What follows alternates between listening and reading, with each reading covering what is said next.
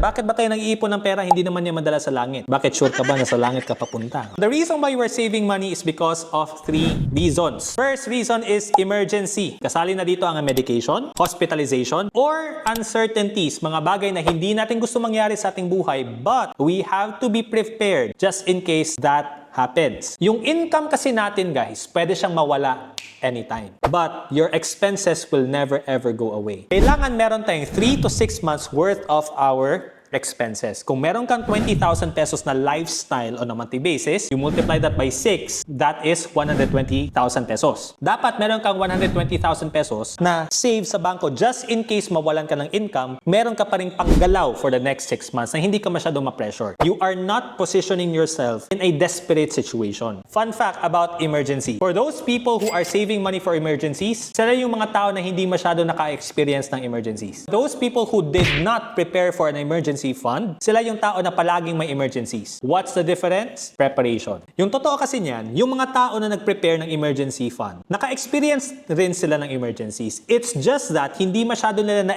na-feel na may emergency pala because they are prepared. Just like an exam, mas mataas yung chance mo na mapasa ka sa exam the moment you study. Second reason is investment. Dito napapasok yung growth funds. Yung pera na ang nagtrabaho for you instead of you working for money. We are working, we have a business, we have a job, we are doing something in order for us to earn active income yung tawag dyan. Darating kasi yung panahon na hindi na natin kayang gawin yung mga bagay na kaya natin gawin dati. In the future, kailangan pa rin natin ng pera in order for us to live and pay off our expenses. Saan natin kukunin yung pera? Doon sa ating na-invest when we were younger. Ngayon, nag-invest ka, eventually aakyat yung value so that eventually you have money that you can use. Personal development. You are investing in yourself. I'm not pertaining to buying expensive things just for people to say that you are rich. Do not do that. It's really more about investing in your knowledge and your skills. Why? The more you invest in your knowledge and skills, you are more valuable to the society. Therefore, sila ang magbabayad sa'yo because you are valuable. Sa Bisaya pa, nga nung makabayaran sa mga tao kung wakay pulos. If there's one thing that you should never ever stop investing is investing in yourself. And lastly is, bakit tayo nag-ipon ng pera is for desires. Dito napapasok yung mga bagay na hindi natin kailangan, gusto lang natin siya. Tulad ng mga materialistic things, maybe you are into luxury watches, maybe you are into luxury bags. It is not a need, but it is something that you can save up for in order for you to pay for it and get it. Experience like tulad ng travel, domestic, international, or donations. Baka may mga situations sa Pilipinas na gusto mo mag-donate or gusto mo lang magbigay ng pera to someone else. Ito yung tamang priority. Una, emergency. Second is investment. Last, ang desires. Unfortunately, people do the exact opposite. They save money first for desires, sunod investment, and wala silang emergency fund. Why is this a wrong priority? Desires is letter D, investment is letter I,